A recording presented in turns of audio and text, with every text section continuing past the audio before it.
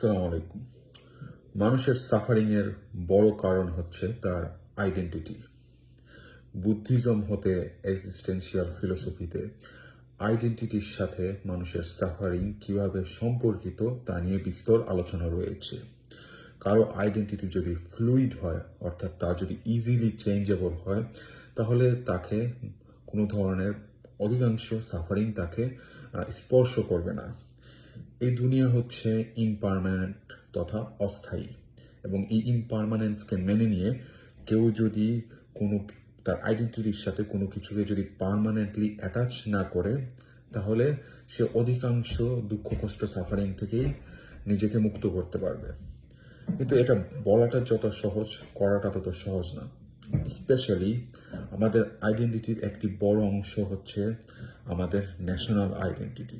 আমাদের আমাদের সবার মানুষ হিসেবে যে একটা ওভারঅল আইডেন্টিটি, সেই আইডেন্টিটির সবচেয়ে বড় অংশটাই আমার মতে ফর্ম করে আমাদের যে ন্যাশনাল আইডেন্টিটি, সেই আইডেন্টিটিটা। বাংলাদেশের জনগণ, বাংলাদেশের মানুষ হিসেবে আমাদের আইডেন্টিটি, একজন মানুষ হিসেবে এবং বাংলাদেশি হিসেবে আমাদের আইডেন্টিটির সবচেয়ে বড় পার্টটি হচ্ছে বাংলাদেশি যে আইডেন্টিটি। কিন্তু এই যে বাংলাদেশি আইডেন্টিটি এতদিন ধরে, গত 15 বছর ধরে বিশেষত, আমাদের জন্য ছিল একটা ট্রমাটিক একটা এক্সপিরিয়েন্স। এটা ছিল আমাদের জন্য একটা ব্যাগেজ। যখনই বাংলাদেশ অ্যাজ অ্যান আইডিয়া আমাদের মাথায় আসতো, তখন এর সাথে আরও যে বিষয়গুলো অ্যাটাচ থাকতো তা হচ্ছে গুম খুন, দুর্নীতি, অর্থ পাচার, দারিদ্রতা ও ওভারঅল একটা পারভেসিভ নান্দনিকতাহীনতা। তো বাংলাদেশের সাথে এমন কোনো কিছু অ্যাটাচ ছিল না, এই আইডেন্টিটির সাথে, বাংলাদেশি যে আইডেন্টিটি, এর সাথে এমন কোনো কিছু অ্যাটাচ ছিল না যেটা একটা গর্বের একটা কিছু হতে পারে, বা একটা কি বলবো, মানে নান্দনিক কোনো কিছু এর সাথে অ্যাটাচ ছিল না। বাংলাদেশের আইডেন্টিটি ছিল একটা ট্রমাটিক একটা এক্সপিরিয়েন্স। মনে হলেই মনে হতো যে আমরা, মানে এটা ছিল আমাদের জন্য একটা সাফারিং এর একটা বিষয়, এই আইডেন্টিটি। আমি জাস্ট এখানে একটা থট এক্সপেরিমেন্ট করতে বলবো। চিন্তা করুন যে আপনি মানুষ হিসেবে যা আছেন তাই, কিন্তু আপনার মনের যে বাংলাদেশি আইডেন্টিটিটা, সেই আইডেন্টিটিটা যদি পুরোপুরি ডিলিট হয়ে যেত এবং এর পরিবর্তে যদি অন্য কোনো আইডেন্টিটি দ্বারা রিপ্লেসড হয়ে যেত, তাহলে আপনি চিন্তা করুন আপনার মনে যে দুঃখ কষ্ট, এই যে বেদনা, এর বেশিরভাগই কিন্তু দূর হয়ে যেত। আপনার অধিকাংশ সাফারিংই কিন্তু দূর হয়ে যেত। তো এই জন্যই বলছি যে মানুষের সাফারিং এর কিন্তু একটা বড় অংশই তার আইডেন্টিটির কারণেই আসে। এবং কিন্তু কিন্তু এখানে কথা হচ্ছে যে ন্যাশনাল আইডেন্টিটিটা আপনি এত সহজে ডিলিট করতে পারবেন না, এটা ইটস নট পসিবল। তো একটা বিষয়, যদি মানে আইডেন্টিটি যদি সাফারিং এর কারণ হয়, তাহলে এর উল্টোটাও কিন্তু সত্য। আইডেন্টিটি যদি সাফারিং এর কারণ হয়, তাহলে আইডেন্টিটি কিন্তু গর্বের এবং আনন্দেরও কারণ হতে পারে।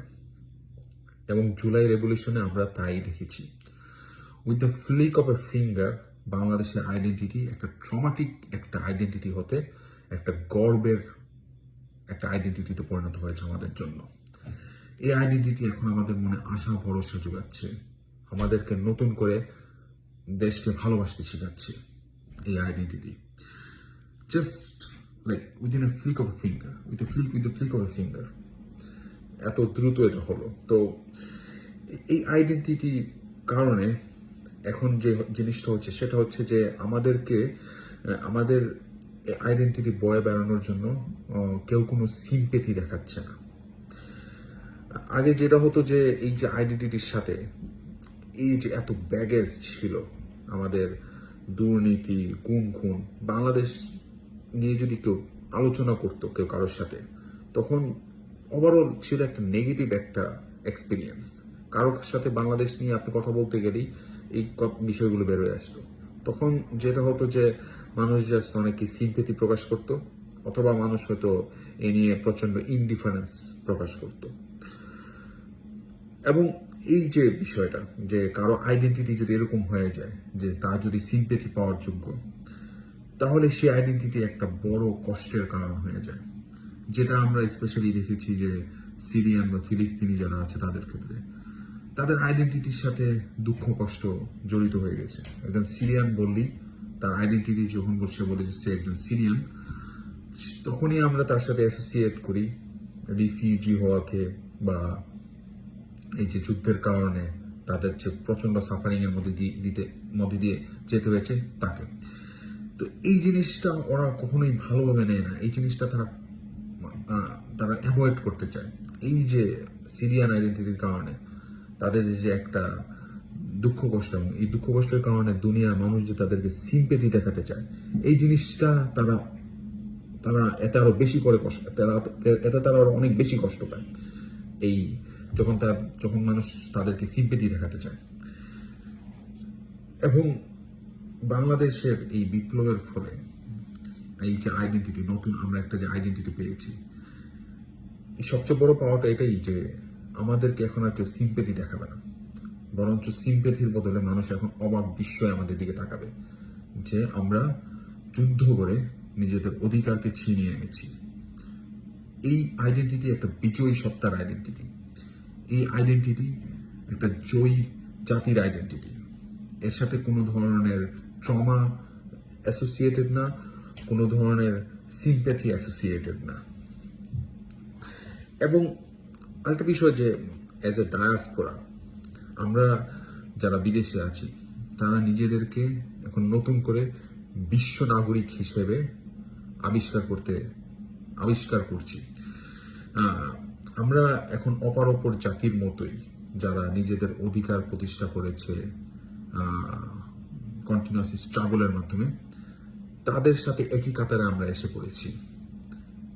আমরা এখন অন্যান্য জাতির মতোই বলতে পারবো যে আমরা আমাদের ইউনিটি এবং স্ট্রেংথের দ্বারা একটা অত্যাচারী যে স্বৈরাচারী সরকার ছিল তার হতে নিজেদেরকে মুক্ত করে এবং কোনো ধরনের বহির্বিশ্বের কোনো ধরনের শক্তির প্রত্যক্ষ অংশগ্রহণ ছাড়াই আমরা এই কাজটা সম্পূর্ণ করেছি, যা আমাদের যে অ্যাজ এ নেশন যে একটা ইন্টিগ্রিটি এবং একটা যে ইউনিটি তাকেই প্রকাশ করে। এবং এই যে এক্সপিরিয়েন্সটা, এই যে আমাদের যে ইউনাইটেড হওয়ার যে এক্সপিরিয়েন্সটা, সেটা আমাদেরকে বিশ্বের অপর জাতির সাথেই একই কাতারে নিয়ে এসেছে। এবং আমরা যারা আছি বিদেশে তারা এখন আমরা গর্বের সাথে চলতে পারি। এবং এটা বোঝানো খুব কঠিন যে এই আন্দোলনের ফলে আমাদের যে মনস্তাত্ত্বিক যে পরিবর্তনটা এসেছে, এখন আর আমরা আমাদেরকে নিজেদেরকে ছোট বলে মনে করি না। আমরা মনে করি যে বিশ্বের অন্যান্য জাতি যারা আছে সেই সমস্ত দেশের নাগরিকদের মতো আমরাও এমন একটি দেশের নাগরিক যারা কোনো অংশে কম নয়। এই যে একটা এই ফিলিংসটা আমরা অ্যাচিভ করেছি এই জুলাই বিপ্লবের কারণে। এবং এই যে এই বিপ্লবের কারণে যে বিভিন্ন বিষয় যা আমাদের জন্য গর্ব বয়ে নিয়ে এসেছে, যে যদি সেকুলার সেন্সে বলি তাহলে আমরাই হচ্ছে এই একবিংশ শতাব্দীর প্রথম জাতি বলা যায় যে এই ধরনের একটা 1984 অরওয়েলিয়ান যে সরকার, বিগ ব্রাদার, এরকম একটা অরওয়েলিয়ান সরকারকে আমরা পরাজিত করেছি। সমস্ত স্টেট অ্যাপারেটাস ব্যবহার করে এই কর্তৃত্ববাদী সরকার সমস্ত স্টেট অ্যাপারেটাস ব্যবহার করেও জনগণের যে ইচ্ছা তাকে দমাতে পারেনি, এবং বিভিন্ন সাম্রাজ্যবাদী শক্তির সাহায্য নিয়েও তারা আমাদেরকে দমাতে পারেনি। এবং যদি বাংলাদেশ একটা বিশ্বের অন্যতম বড় মুসলিম দেশ এবং মুসলিম জাতি হিসেবে যদি কনসিডার করি, তাহলে বাংলাদেশ দেখিয়েছে কোরআনের বর্ণিত যে মুসা এবং ফেরাউনের যে ইতিহাস, তার ইটার্নাল রিকারেন্স। যতদিন দুনিয়া থাকবে ততদিন পর্যন্ত এটা রিকারেন্টলি ঘটতে থাকবে। যদি ফেরাউন থাকে সেখানে মুসা অবশ্যই জন্ম নিবে। সেই যুগটা যে কোনো যুগই হোক, সেটা পোস্ট মডার্ন যুগ হোক এবং পোস্ট মডার্নিটির পরবর্তী যদিও কোনো যুগ হোক, এই যুগেও এমন নয় যে মুসা এবং ফেরাউনের কাহিনী অবসলিট হয়ে গেছে। এই যুগেও এই মুসা এবং ফেরাউনের যে কাহিনী সেটা হচ্ছে ইটার্নালি রিকারেন্ট হতে থাকবে। তো এই ধরনের যুগেও যে মুসা এবং ফেরাউনের কাহিনী যে রেলেভেন্ট, তা বাংলাদেশের এই জুলাই বিপ্লব প্রমাণিত করেছে। তো এই যে এই বিষয়গুলো যখন আপনি চিন্তা করবেন যে বাংলাদেশ কি অ্যাচিভ করেছে এই জুলাই বিপ্লবের মাধ্যমে, কত বড় একটা জিনিস অ্যাচিভ করেছে, এই দুনিয়াতে সর্বোপরি আমাদেরকে যে কর্তৃত্ববাদী সরকার এবং সাম্রাজ্যবাদী সত্তা যারা জনগণের যে ইচ্ছাকে অবদমিত করতে চায় তার বিরুদ্ধে যে কিভাবে ফাইট করা তার বিরুদ্ধে ফাইট করার জন্য যে একটা ইন্সপাইরেশন, সেই ইন্সপাইরেশনের জায়গায় নিয়ে এসেছে এই জুলাই বিপ্লব। আমাদের এখন আইডেন্টিটি, বাংলাদেশের আইডেন্টিটি হচ্ছে এমন একটা আইডেন্টিটিতে পরিণত হয়েছে যা মানুষকে ইন্সপায়ার করে সাম্রাজ্যবাদী, নবসাম্রাজ্যবাদী এবং কর্তৃত্ববাদী সত্তাগুলোর বিরুদ্ধে যুদ্ধ করার জন্য। কিছুদিন আগে আইডেন্টিটিটা ছিল একটা ট্রমাটিক আইডেন্টিটি, বর্তমানে আইডেন্টিটি হচ্ছে একটা ইন্সপাইরেশনের আইডেন্টিটি। তো এই জুলাই বিপ্লব, এই গণ অভ্যুত্থানের যে অন্যতম বড় পাওয়া আমার মতে সেটা হচ্ছে যে একটা বাংলাদেশি যে একটা আইডেন্টিটি, আমাদের আমাদের মানুষ হিসেবে যে আইডেন্টিটি, যে সবচেয়ে বড় পার্টটা, সেই যে বড় পার্ট বাংলাদেশি যে আইডেন্টিটি, সে একটা নতুন আইডেন্টিটি পাওয়া, এমন একটা আইডেন্টিটি পাওয়া যার সাথে কোনো ট্রমা অ্যাটাচ না, যার সাথে কোনো দুঃখ কষ্ট বেদনা অ্যাটাচ না, যার সাথে অ্যাটাচড প্রচন্ড আশা, প্রচন্ড ভরসা এবং ইন্সপাইরেশন এবং প্রাইড। এটাই হচ্ছে এই জুলাই বিপ্লবের অন্যতম বড় পাওয়া। আসসালামু আলাইকুম।